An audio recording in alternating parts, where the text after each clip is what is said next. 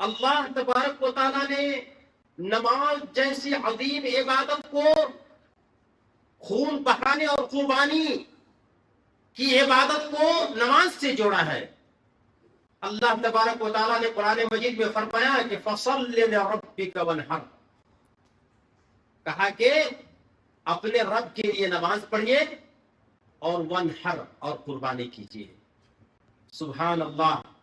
ان الحمد للہ نحمده ونستعینه ونستغفره ونؤمن به ونتوکل علیہ ونعوذ باللہ من شرور انفسنا ومن سیئات اعمالنا ومن يهده الله فلا مضل له ومن يضلل فلا هادي له ونشهد ان لا اله الا الله ونشهد أن محمدا عبده ورسوله أما بعد فإن خير الحديث كتاب الله وخير الهدي هدي محمد صلى الله عليه وسلم وشر الأمور محدثاتها وكل محدثة بدعة وكل بدعة ضلالة وكل ضلالة في النار. وقال الله عز وجل في مقام آخر والبدن جعلناها لكم من شعائر الله لكم فيها خير فاذكروا الله عليها صواف فإذا وجبت جنوبها فكلوا منها وأطعموا القانع والمعتر كذلك سخرناها لكم لعلكم تشكرون. وقال الله عز وجل في مقام آخر إذا لن ينال الله لحومها ولا دماؤها ولكن يناله التقوى منكم. میرے محترم بزرگ بھائیو، عزیز دوستو، اللہ تبارک و تعالی سے نزدیکی حاصل کرنے کے جو ذرائع ہیں یا جو وسیلے ہیں، ان وسیلوں میں سب سے عظیم اور سب سے بڑا ذریعہ اللہ تبارک و تعالیٰ سے قربت حاصل کرنے کی جو وجہ ہے وہ ہے خون بہانا۔ یہ اللہ تبارک و تعالیٰ کو بہت پسند ہے، اور مجاہد کی فضیلت اسی لیے ہے، جو مجاہد اللہ کے راستے میں جہاد کرتا ہے اور اپنی گردن کٹاتا ہے، اس کا مقام اور مرتبہ اللہ تبارک و تعالیٰ کے نزدیک بہت زیادہ اسی وجہ سے ہے کہ وہ خون بہاتا ہے، اپنی جان دیتا ہے۔ تو خون بہانے کی جو اہمیت ہے اللہ کے راستے میں اور اللہ کے حکم پر خون بہانے کا جو مقام اور مرتبہ ہے، اس عبادت کو اللہ تبارک و تعالیٰ نے قرآن کریم میں ایک عظیم عبادت سے جوڑا ہے، جو عبادت اسلام کا دوسرا سمجھیے رکن ہے، اور وہ نماز ہے۔ اللہ تبارک و تعالیٰ نے نماز جیسی عظیم عبادت کو خون بہانے اور قربانی کی عبادت کو نماز سے جوڑا ہے۔ اللہ تبارک و تعالیٰ نے قرآن مجید میں فرمایا کہ فَصَلِّ لِرَبِّكَ وَانْحَرْ، کہا کہ اپنے رب کے لیے نماز پڑھیے اور وانحر اور قربانی کیجیے۔ سبحان اللہ۔ نماز کو قربانی کے ساتھ، قربانی کو نماز کے ساتھ جوڑا ہے۔ کتنی اہمیت قربانی کی ہے اس سے آپ اندازہ لگا سکتے ہیں۔ اور ایک دوسری جگہ پر اللہ تبارک و تعالیٰ نے فرمایا کہ قل ان صلاتی و نسکی و محیای و مماتی للہ رب العالمین، کیا اے محمد آپ کہہ دیجئے ان صلاتی کہ میری نماز، و نسکی اور میری قربانی، یہاں پر بھی دیکھا آپ نے قربانی کو نماز کے ساتھ جوڑا ہے۔ قل ان صلاتی و نسکی و محیای و مماتی للہ رب العالمین، فرمایا کہ میری نماز، فرما دیجئے اے محمد آپ کہہ دیجئے کہ میری نماز، میری قربانی اور میرا جینا اور میرا مرنا للہ رب العالمین، اللہ رب العالمین کے لیے ہے۔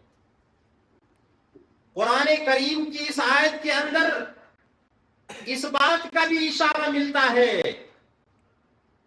کہ یہ عظیم عبادت جو قربانی ہے وہ صرف اللہ رب العالمین کے ہی لیے ہے. اگر وہ اللہ رب العالمین کے لیے نہیں ہے، اس میں ریا ہے، اس میں دکھاوا ہے، اس میں نام و نمود ہے، تو ایسی صورت میں اس عبادت کا کوئی مقام اللہ تبارک و تعالیٰ کے نزدیک نہیں ہے. اسی لیے جگہ جگہ پر اللہ نے فرمایا کہ قل ان صلاتی ونسکی ومحیا ومماتی للہ رب العالمین، اللہ رب العالمین کے لیے. اور دوسری جگہ پہ فرمایا کہ فصل لربک وانحر، اپنے رب کے لیے نماز پڑھے اور قربانی دے. میرے بھائیو، میرے عزیز، میرے دوستو، قربانی کی بڑی اہمیت اور بڑا مقام اور مرتبہ ہے اللہ تبارک و تعالیٰ کے نزدیک. میں نے سورہ قاف کے بعد قرآن مجید کی ایک آیت تلاوت کی ہے، وَالْبُدْنَ جَعَلْنَاهَا لَكُمْ، کہ ہم نے موٹے گوشت والے جانوروں کو ہم نے تمہارے لیے اللہ کے نشانیوں میں سے بنایا. لَكُمْ فِيهَا خیر، تمہارے لیے اس قربانی میں، اس جانور میں خیر اور بھلائی ہے، دنیاوی اعتبار سے بھی اور اخروی اعتبار سے بھی. دنیا میں یہ ہے کہ آپ ان جانوروں پر آپ سواری کرتے ہیں، ان جانوروں کا آپ دودھ بھی پیتے ہیں، اور آپ ان جانوروں کا گوشت بھی کھاتے ہیں. اور یہی جانور اگر اللہ تبارک و تعالیٰ کی رضا جوئی اور خوشنودی کے لیے اگر آپ ذبح کرتے ہیں، قربانی دیتے ہیں، تو آخرت میں بھی اللہ تبارک و تعالیٰ آپ کے لیے اجر اور ثواب رکھا ہے. تو اللہ تبارک و تعالیٰ نے فرمایا کہ وَالْبُدْنَ جَعَلْنَاهَا لَكُمْ مِنْ شَعَائِرِ اللَّهِ، کہ ہم نے موٹے گوشت والے جانوروں کو تمہارے لیے اللہ کی نشانیوں میں سے بنایا، اور تمہارے لیے اس میں خیر اور بھلائی ہے. فَاذْكُرُوا اسْمَ اللَّهِ عَلَيْهَا صَوَّافٍ، کہا کہ جب جانوروں کے 3 پاؤں کھڑے ہو اور ایک پاؤں بندھا ہوا ہو، ایسی حالت میں کہا کہ تم اللہ تبارک و تعالیٰ کا نام لو، یعنی ذبح کرتے وقت اللہ کا نام لو، بسم اللہ، اللہ اکبر. فَإِذَا وَجَبَتْ جُنُوبُهَا، اور جب وہ پہلو کے بل گر جائے، یعنی جب اس کو لٹا دو اور ذبح کر دو، کہا کہ فَكُلُوا مِنْهَا، تو تم اس گوشت میں سے کھاؤ. وَأَطِيعُوا الْقَانِعَ، اور جو قناعت پسند لوگ ہیں، قناعت پسند وہ لوگ ہیں، کچھ لوگ ایسے غریب ہیں جو واقعتاً غریب ہے لیکن شرم کی وجہ سے اپنی منہ نہیں کھول پاتے ہیں دوسروں کے پاس. کچھ ایسے بھی غریب ہوتے ہیں، تو ایسے غریبوں کو قانع کہتے ہیں، قناعت پسند، صبر کرتے ہیں لیکن ہاتھ نہیں پھیلاتے ہیں. فرمایا کہ فَكُلُوا مِنْهَا، تو ان گوشت میں سے تم خود کھاؤ. وَأَطِيعُوا الْقَانِعَ، اور قناعت پسند غریبوں کو کھلاؤ. وَالْمُعْتَرَ، اور جو تنگ دست ہاتھ پھیلانے والے غریب ہیں ان کو بھی دو. كَذَلِكَ سَخَّرْنَاهَا لَكُمْ لَعَلَّكُمْ تَشْكُرُونَ، اور اسی طرح ہم نے تمہارے لیے ان جانوروں کو تمہارے تابع بنا دیا ہے، مسخر کر دیا ہے، تاکہ تم اللہ تبارک و تعالیٰ کا شکریہ ادا کرو. میرے بھائیوں، میرے عزیز، میرے دوستوں، قربانی کے تعلق سے اللہ تبارک و تعالیٰ نے خصوصی طور پر ایک آیت کا نزول فرمایا اور اس میں طریقہ بتایا. لیکن ایک دوسری آیت پہ اللہ تبارک و تعالیٰ نے خصوصی طور پر فرمایا کہ یہ عظیم عبادت صرف اللہ کی رضا جوئی اور خوشنودی کے لیے ہونی چاہیے. فرمایا کہ لَن يَنَالَ اللَّهَ لُحُومُهَا وَلَا دِمَاؤُهَا وَلَٰكِن يَنَالُهُ التَّقْوَىٰ مِنكُمْ، کہ جو جانور آپ اللہ کے راستے میں ذبح کرتے ہیں، ان جانوروں کے گوشت یا ان جانوروں کا گوشت نہیں پہنچتا ہے اللہ کو، اور نہ ان جانوروں کا خون پہنچتا ہے. ارے گوشت تو تم کھاتے ہو، اللہ تبارک و تعالیٰ کو جو چیز پہنچتی ہے وہ تقوی اور پرہیزگاری، یہ چیز پہنچتی ہے. لَن يَنَالَ اللَّهَ لُحُومُهَا وَلَا دِمَاؤُهَا وَلَٰكِن يَنَالُهُ التَّقْوَىٰ. میرے بھائیوں، میرے عزیز، میرے دوستوں، اس قربانی کی اہمیت نبی کریم صلی اللہ علیہ وسلم کی اس حدیث سے بھی آپ معلوم کر سکتے ہیں، جس حدیث میں نبی کریم صلی اللہ علیہ وسلم نے فرمایا، حضرت عبداللہ بن عمر رضی اللہ تعالیٰ عنہما سے مروی ہے کہ اللہ کے رسول صلی اللہ علیہ وسلم نے فرمایا، اللہ کے رسول صلی اللہ علیہ وسلم، حدیث ہے کہ ان النبی صلی اللہ علیہ وسلم وقف یوم النحر بین الجمرات فی الحج فی السنة التي حج فیہا۔ حضرت عبداللہ بن عمر رضی اللہ تعالیٰ عنہ سے مروی ہے کہ نبی کریم صلی اللہ علیہ وسلم یوم النحر کے دن، قربانی کے دن، جمرات کے درمیان کھڑے ہو کر کے آپ نے اس سال، جس سال آپ نے بذات خود حج کیا، نبی کریم صلی اللہ علیہ وسلم نے صحابہ کرام سے پوچھا، ایو یوم ھذا، کہ یہ آج کون سا دن ہے؟ صحابہ کرام نے فرمایا کہ ھذا یوم النحر، کہ آج قربانی کا دن ہے۔ نبی کریم صلی اللہ علیہ وسلم نے فرمایا کہ ھذا یوم الحج الاکبر، کہ یہ سب سے بڑے حج کا دن ہے، یعنی سب سے بڑا دن حج کا آج ہی کا دن ہے، یوم النحر۔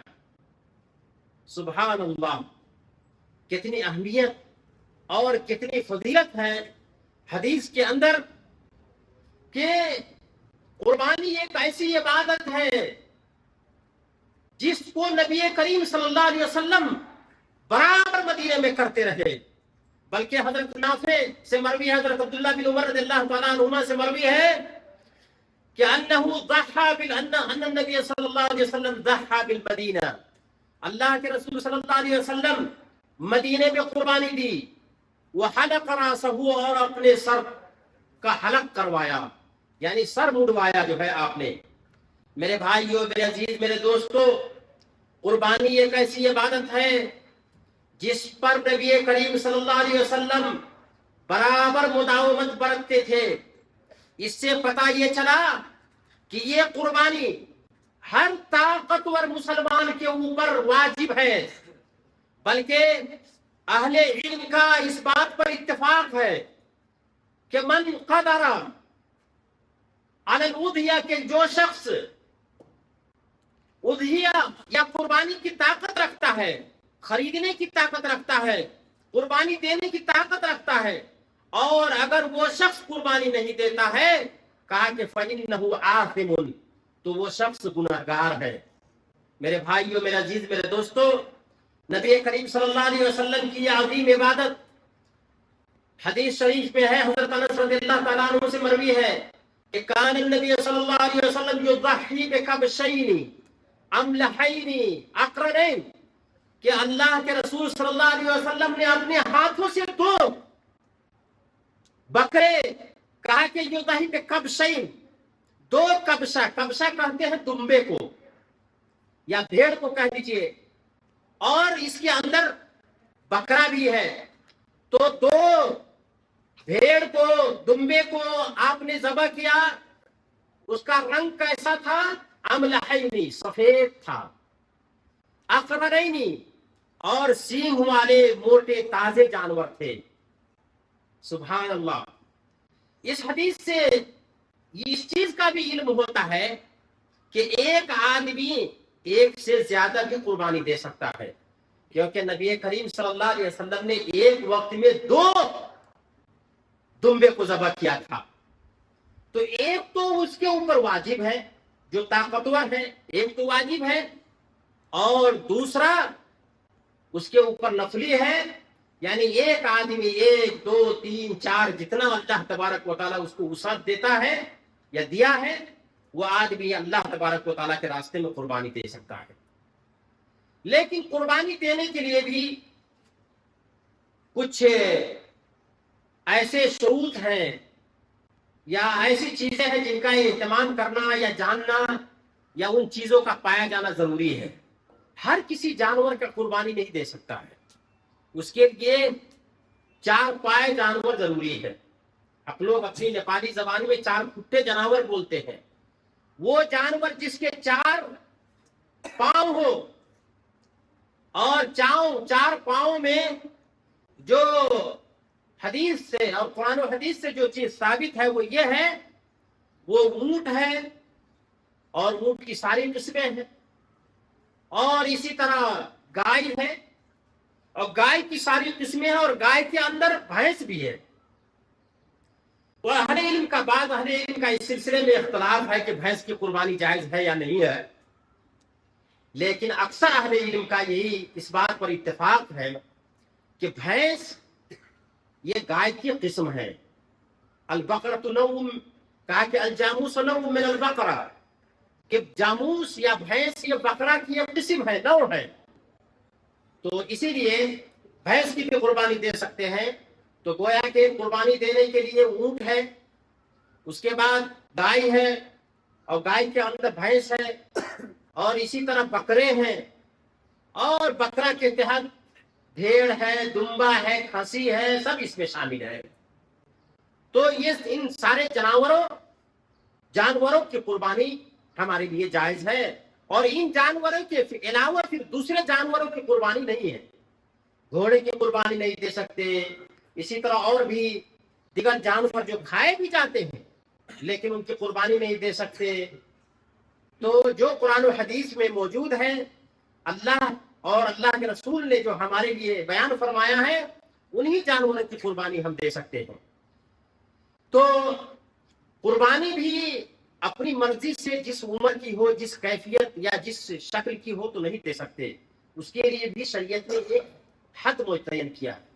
حد کیا ہے کہ جانوروں کے لیے حد یہ متعین کیا ہے کہ دتا ہوا۔ اب داتنے کی کیا عمر ہے؟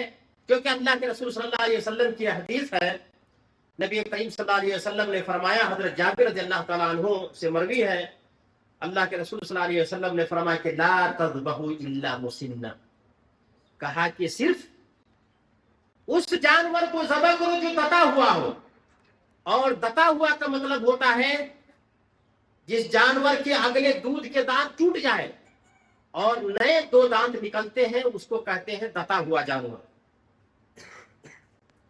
تو یہ جو ہے دانتنے کی شرط یہ ضروری ہے۔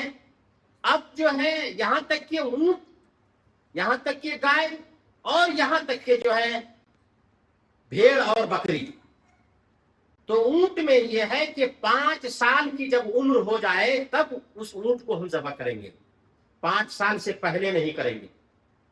اور گائے میں ہے کہ 2 سال، اور بکرا میں 1 سال، اور دتا ہوا 1 سال کے بعد دت جاتا